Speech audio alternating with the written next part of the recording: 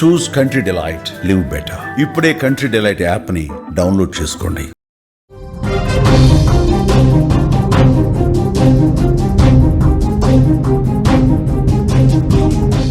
తెలుగు రాష్ట్రాల్లో భారీ వర్షాలు పడుతున్నాయి. జలమయమైపోయాయి విశాఖ, హైదరాబాద్. ఆదిలాబాద్ జిల్లాలో రికార్డు స్థాయి వర్షపాతం నమోదైంది. లోతట్టు ప్రాంతాల్లోకి వరద నీరు చేరుతోంది. కొన్ని జిల్లాల్లో స్కూల్స్కు సెలవు కూడా ప్రకటించారు. జీవీఎంసీ, ప్రభుత్వ యంత్రాంగం అప్రమత్తమయ్యాయి. మరో 3 రోజులు భారీ వర్షాలు ఉండబోతున్నాయి. 2 రోజులుగా తెలుగు రాష్ట్రాల్లో భారీ వర్షాలు కురుస్తున్నాయి. ఈ కుండపోత వర్షాలు పలు జిల్లాలను అతలాకుతలం చేశాయి. సాగర్ నగరం, విశాఖపట్నంలో ఆదివారం నుంచి మొదలైన వానకు నగరంలోని రోడ్లన్నీ చెరువులను తలపించాయి. లోతట్టు ప్రాంతాలు పూర్తిగా జలమయం కావడంతో సాధారణ జనజీవనం స్తంభించిపోయింది. స్థానిక ప్రజలు తీవ్ర ఇబ్బందులు ఎదుర్కొన్నారు. విశాఖ నగరంలో 5 సెంటీమీటర్ల వర్షపాతం నమోదు కాగా, గాజువాక, పెదగంట్యాడలో ఏకంగా 6 సెంటీమీటర్ల వర్షం నమోదైంది. ముఖ్యంగా గాజువాకలోని dairy colony, HB colony, rickshaw colony వంటి ప్రాంతాల్లో ఇళ్లలోకి సుమారు 3 అడుగుల మేర వరద నీరు చేరింది. జ్ఞానాపురం, చిలకపేట, వన్ టౌన్ ఏరియాల్లో వరద ఉధృతికి రాకపోకలు నిలిచిపోయాయి. హనుమంతవాక, తాడిచెట్లపాలెం వంటి కొండ ప్రాంతాల్లోని ప్రజలు భయాందోళనకు గురవుతున్నారు. విజువల్స్లో మీరు చూస్తున్నారు, భారీ వర్షపాతం నమోదవుతోంది.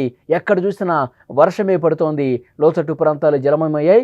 వాగులు, వంకలు పొంగి ప్రవహిస్తుండడంతో ప్రమాదకర పరిస్థితుల్లో ఏ విధంగా నడుచుకుంటూ పోతున్నారో కూడా చూడొచ్చు. వాహనాలు తీసుకొని పోతున్నారో కూడా మనం చూస్తున్నాం.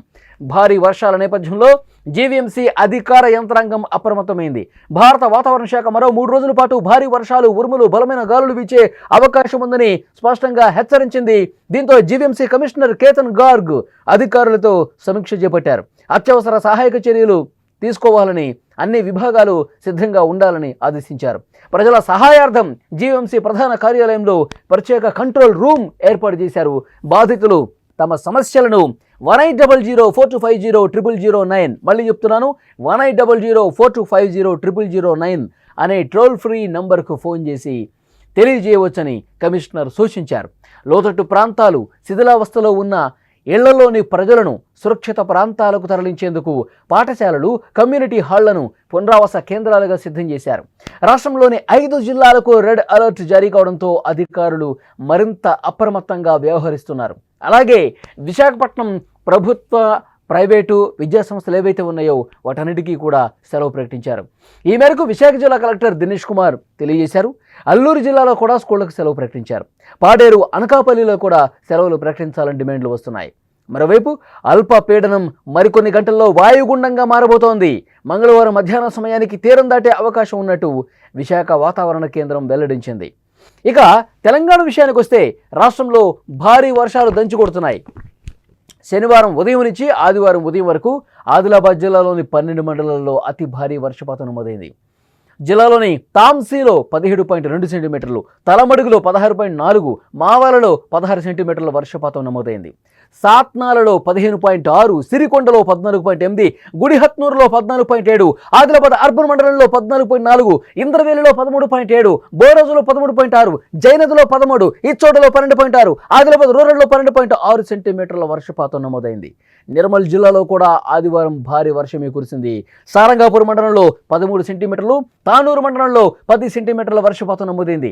మేడ్చల్, మల్కాజ్గిరి జిల్లా ఘట్కేసర్లో ఆదివారం రాత్రి 8:50 నుంచి 10 గంటల వరకు భారీ వర్షపాతం నమోదైంది. వికారాబాద్ జిల్లా తాండూరులో ఆదివారం సాయంత్రం జోరుగా వర్షం పడింది. హైదరాబాద్లోని పలు ప్రాంతాలలో ఆదివారం రాత్రి తేలికపాటి వర్షం కురిసింది.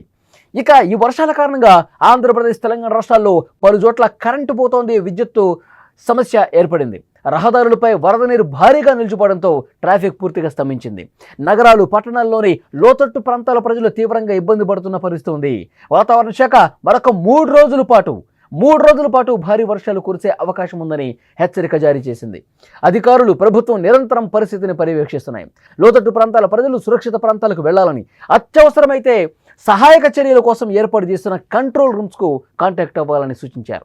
రైతులు కూడా తమ పంటల విషయంలో తగిన జాగ్రత్త తీసుకోవాలని సలహా ఇచ్చారు. ప్రాణ ఆస్తి నష్టం జరగకుండా అధికార యంత్రాంగం అన్ని చర్యలు చేపట్టింది. సహాయక బృందాలను సిద్ధం చేసి అదనపు బలగాలను అందుబాటులో ఉంచింది. విజువల్స్లో మీరు చూస్తున్నారు.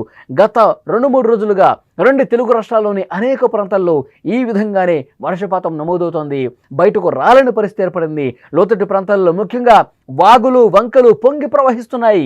కలవట్లు దాటి ఉప్పొంగి ప్రవహించడంతో, అలుగుపారి ప్రవహించడంతో రాకపోకలకు తీవ్ర ఇబ్బంది ఏర్పడింది.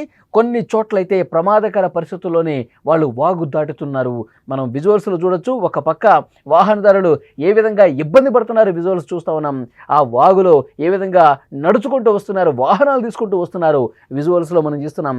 2 తెలుగు రాష్ట్రాల్లో చాలా చోట్ల ఇలాంటి ప్రమాదకర పరిస్థితుల్లోనే చిన్న చిన్న పిల్లల్ని తీసుకుని కూడా వాళ్ళు అంతే ప్రమాదంగా వాగులు దాటుతున్నటువంటి సిచ్యువేషన్ కనిపిస్తోంది.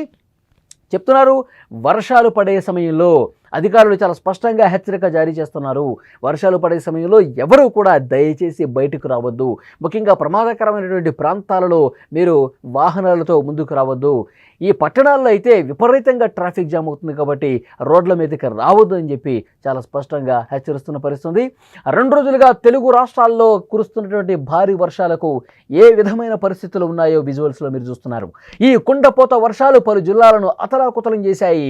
ముఖ్యంగా విశాఖపట్నంలో ఆదివారం నుంచి మొదలైన వానకు నగరంలోని రోడ్లు మొత్తం కూడా చెరువుల్లా కనిపిస్తున్నాయి.